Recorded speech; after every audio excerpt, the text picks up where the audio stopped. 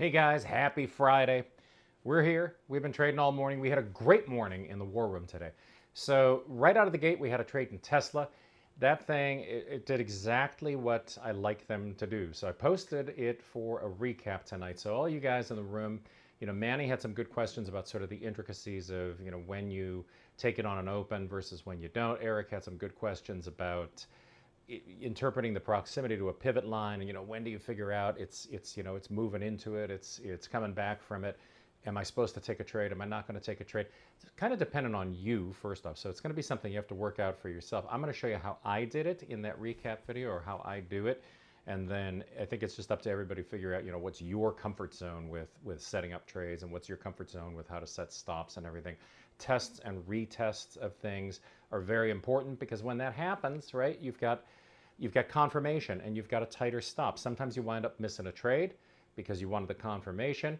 Other times, you wind up with a wider stop than you wanted, but it's going to be a matter of, you just have to figure out what works for you and what's going to get you consistent with your trading, and what can you consistently do and still be psychologically comfortable. You don't want to wind up being a passive psychological failure with anything in life. And the quickest way to put yourself in that position is you're taking things that aren't in your comfort zone. So you have to figure out what's going to be your comfort zone, how to get it in your comfort zone, and then I think you'll be okay. So with that said, we booked $5.40 just on the first round of Tesla, and managed to get another $2 on it per share on the next entry. So really, really good morning there. And everybody can go back and watch that recap later, and you're going to see exactly how I handled it, why I did it. We talked about it in the room, but I think it's good for a review. With that said, let's get into the triple Qs and the Magnificent Seven, what the strategy is for the afternoon.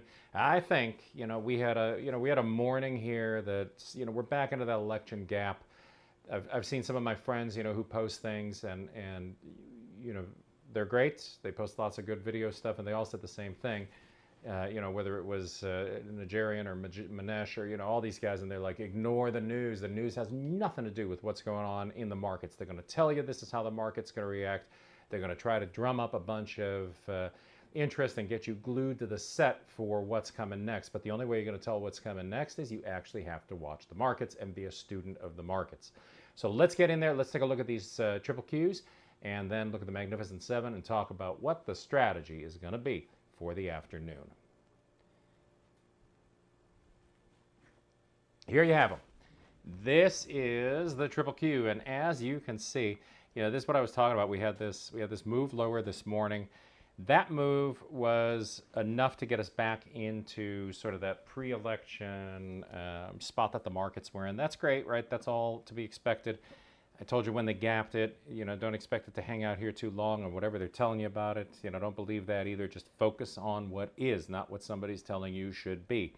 Once we got down into here, we started this sideways trading, and we're trading in the box now. So if I can get some trades on the triple Qs and the NQ off this afternoon, it's going to be on the short side of the market, and it's going to be based on tests and retests of these levels. You can see we've got this anchored VWAP that lines up with some nice support that we had for about 20 minutes, but the majority of the support has been at this 497.01 level. The resistance here is going to be support, and then down below 496.32. Those are the levels that I'm watching here. I also think that the stuff that we see going on here on these volatility bands, you can see we've got contracting volatility after the gap, and probably what that's going to mean is that the opportunities this afternoon are going to be in that sideways channel. Now let me switch this screen share to our Magnificent Seven trades and show you what's going on here. So first one that's going to pop up is going to be Apple. That's up in the left corner of your screen. So you see here, Apple is trading sideways in a box. And again, there's different things that we trade. There's different things that we focus on. In the box is one of them. Nice when it gets up here into this VWAP level. So if we get back up into 225.46, I'm going to look for a move back down into 225. Otherwise, going to focus on this range if it firms up and gets back into it again. But you can see earlier in the session, it was really hitting those extremes. Now it's starting to break down and move lower, and we had closes down in the middle of the range. And once it starts closing in the middle of the range, that tells you, that range might be done for. It's probably going to break down here and move into another lower range. So right now, there's really nothing on Apple. We're just going to keep watching it over the course of the session. Sort of ditto for Amazon. Amazon is down in, sort of a lower chunk here, probably 203.59 down to 202.52. This one's got $1 a range in that box, and I'm definitely looking at this on the short side of the market. So even though we're extended, we are well extended down into the travel range on this. You can see we are beyond where you would normally expect things to sort of level out. It is down below the second support line on the pivots. It's way down below the VWAP. Everything says stock is just going to hang out in the bottom of the range today, and if I can get some trades off right in here in this box, I'm going to do it. Google, I'm not super interested in right now. It's just floating around this pivot line here, and until we get something that tests that 172.95 a couple times, comes back up and tags that pivot, I'm not going to take anything else that goes on with the stock. It's too far away from the VWAP. It's too far away from any kind of a reversion that we would be looking for.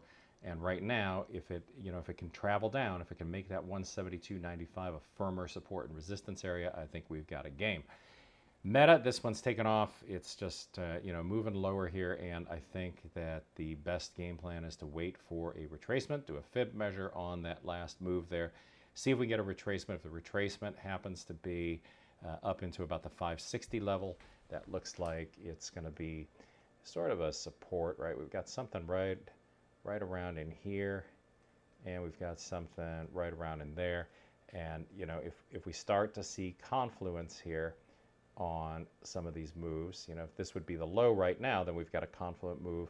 That's what I'm talking about, right? When the move goes right up into the levels that we identify as support and resistance, then that tells us we've got sort of a game plan for the stock.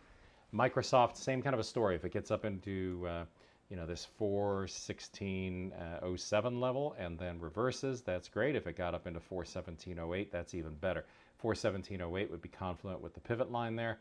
And that's going to be a harder support and resistance area because of all this stuff earlier in the session. So best trade would be 417.08 on down. 416.07 is worth a toe in the water. NVIDIA not really lining up yet. So let's see if on these reversals we start getting closer and closer proximity to the VWAP. If the VWAP starts moving down and we get tighter to the price action that we see, so I don't think we're going to see 142.05 again. I think more likely we're going to see some support and resistance that builds up right in here. Hold on, I got the wrong tool going there. If we get support and resistance here at 142.08, then we've got room down to 141.07. Let's see if we get a retest back up into that box.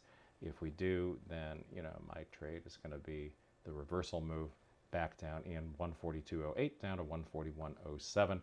And finally, Tesla. Boy, Tesla was great this morning. So Tesla, right in here this morning, ran the bands, hit every single one of the bands from the trading plan last night. It tends to do that. It opened in line with yesterday's close. That meant we were good to go for an opening trade if it got close to this pivot line. I explained all that in tonight's recap. Go on to the traderinsight.com and then look up top in the menu bar. You will see where the recaps are available, and that'll be available right after the closing bell today.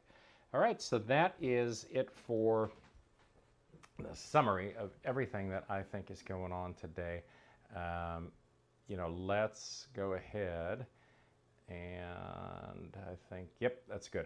So let's just focus on those trades for the rest of the session. Look for things that come back into the box. Look for things to make sense. Fridays tend to get a little bit unwindy as the day goes on. And if the day winds up being down into the bottom of the range and just, gets away from us or something, then, just go ahead and wait for the pullbacks, wait for the things to come back up. And if you don't get them, you don't get them. It's better to sit on your hands than sit on a big loss. All right, have a great rest of your trading day, and I will see everybody on Monday.